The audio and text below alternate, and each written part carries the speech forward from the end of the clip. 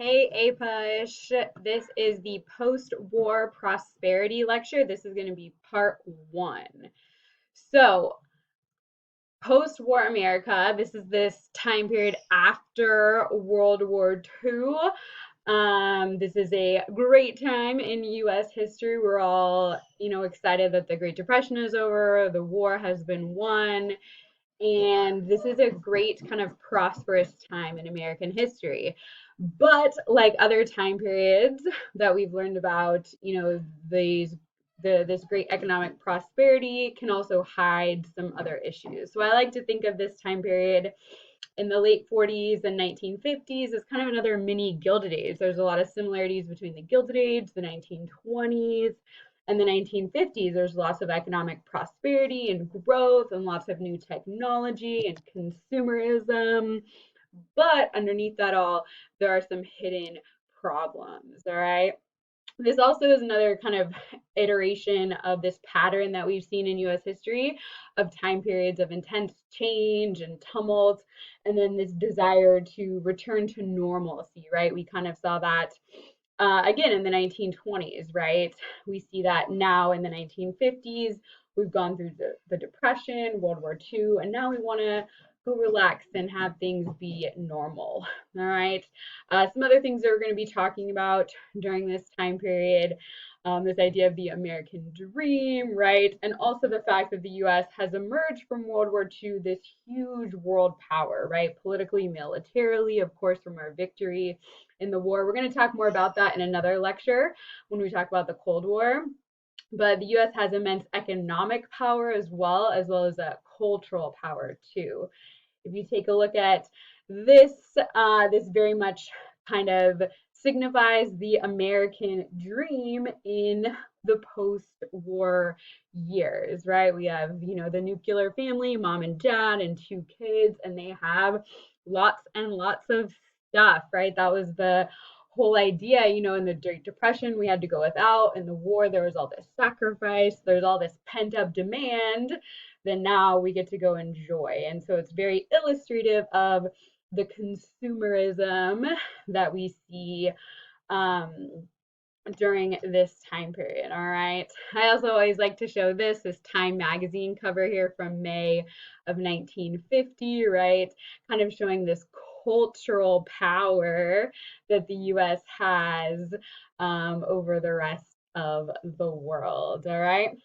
So when the war first ended, there was definitely a lot of anxiety, right? There was many worries that the Great Depression would return. We don't have this huge increase in demand from the war effort anymore. That's what got us out of the Depression. So people were really worried. And in the immediate post-war years, like 45, 46, there was, a little bit of stumbles in the economy. We see inflation go up, economic growth slows, there are some labor strikes across the country. And so the federal government recognizes this, right? Recognizes that there's going to be a blow to the economy now that the war is over. And so they're going to take steps to prevent a downturn. They're going to sell off war factories to private businesses. In 1946, Congress passes the Employment Act. This specifically creates the Council of Economic Advisors, a specific agency basically to report and collect economic data for the president, all right, to make kind of immediate, quick decisions on the economy to keep it going strong, right? Another kind of example of the growth of the federal government and specifically in the power of the presidency, right, when it comes to economic and social policy. Also in the post-war years, we see the passage of the Taft-Hartley Act.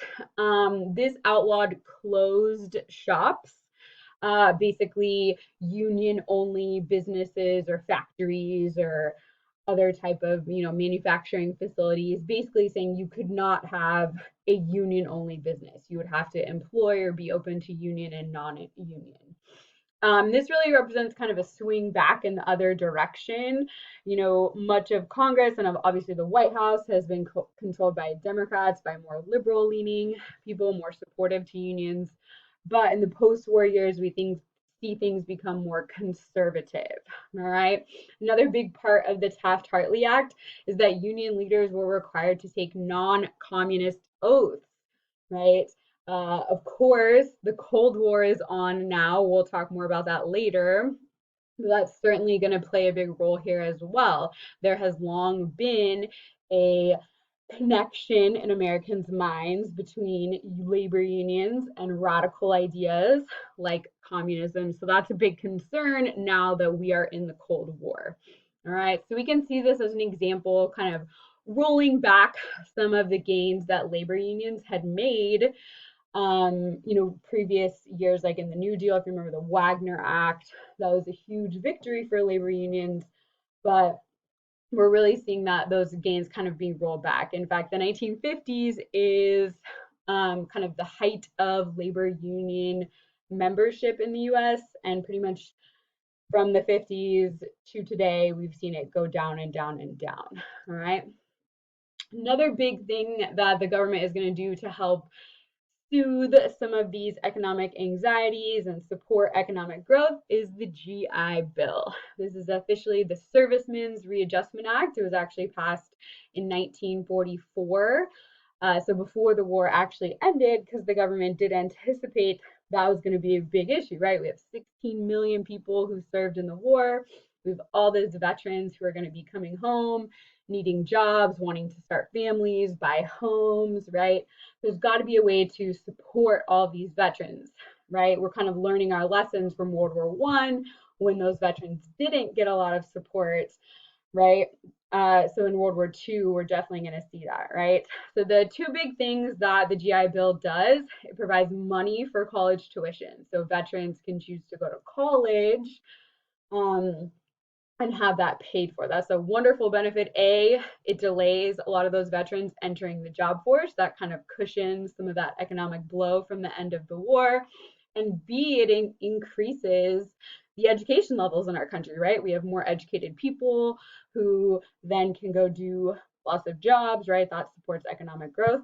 The other big thing about the GI Bill is that it provides loans through the Veterans Administration, or the VA, for homes, farms, and businesses. So that's another way to help support economic growth, right? Because now veterans can go buy a home, they can start a business, right? And that's going to spur growth as well. The GI Bill has been updated several times. It's still in existence. It's still a huge benefit of military service. My husband, Mr. Bennett, actually used the GI Bill to go to school. He is almost done at UC San Diego, and all his tuition was paid for because he served for many years in the Marine Corps and had all of that paid for. Excuse me. Just a quick cough there. So the GI Bill is a great thing. It helped both in the short term, right, and the post-war years, and then also helps support really long-term economic growth. And that's the big story here of the post-war time period, this huge economic boom. It's called the long boom. So from about the 1950s to about 1970, we have this period of huge, kind of mostly uninterrupted economic growth. And it was kind of unprecedented in US history to have such this long period of sustained growth. We see income rise across the board for all levels. Middle class grows significantly. There's increased social mobility. So like someone, at the bottom has an easier way moving their way up to the higher levels of, income. We also see this big return of consumerism, right? Again, there's all this pent up demand from the Great Depression and the war where we had to sacrifice and go without. Now we can buy lots of stuff, all right? One thing again I want to point out though, prosperity is not shared evenly, right? It's mostly for like white men, right? Not as much for everyone else. One thing we do see is the growth of the service sector. So we see this move from a kind of manufacturing society to a more service sectors, and services include like retail, food service, healthcare, education, finance. You can kind of see that here in this chart, right? Where industry and agriculture decline over this time period. We see the growth of the service industry. This data here is from 2015. You can see that services make up, 53% of the US economy. This is another cool chart here. This shows this shift from manufacturing. In 1960, a lot of the major companies were goods producing. They actually produced like tangible goods like GM, Ford Motor Company, the steel company, things like that.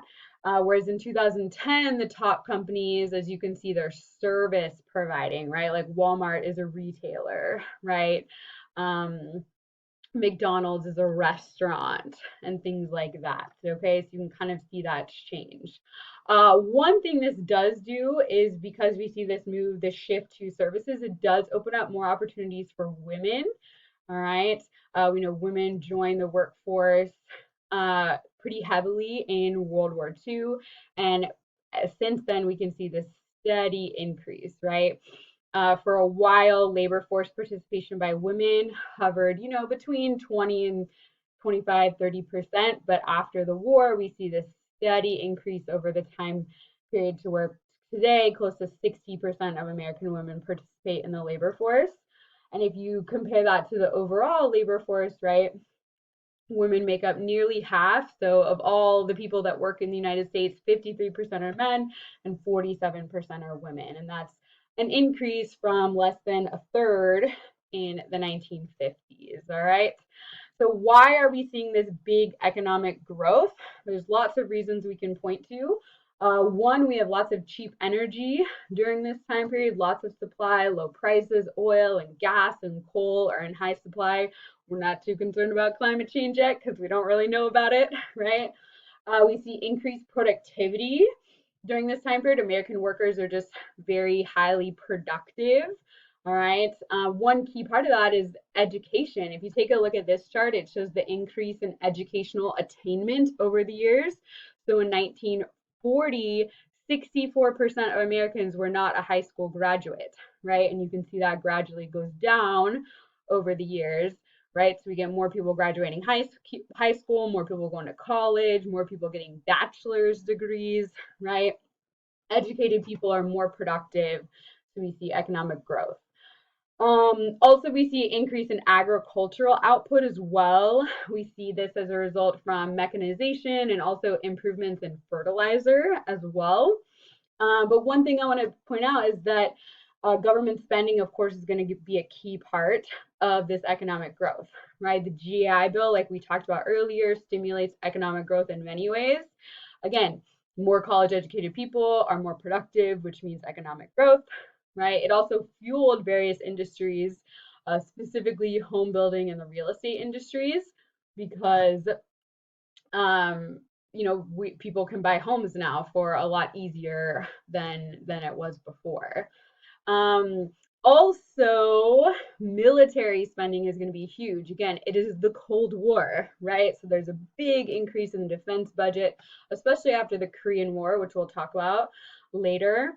The government funds lots of research and development of new technologies that lead to new industries and therefore economic growth. You can look at electronics, plastics, the computer industry, the internet, aerospace, all of these started as government funded research, either with the military or other government agencies. We just see this huge increase in defense spending. So you can kind of see that represented here. We see this huge increase in defense spending over time. You guys, the U.S. spends so much money on our military. All right, this data is from a couple years ago. We spent over $600 billion a year on our military. That's the same as like the next biggest countries combined, the same as China, Russia, Saudi Arabia, India, France, UK, and Japan combined. All right. We do see some criticize this military industrial complex that starts to arrive this connection between defense spending and big corporations and government that we see emerge. All right. I'm going to go ahead and pause here. Again, this was part one of post-war prosperity.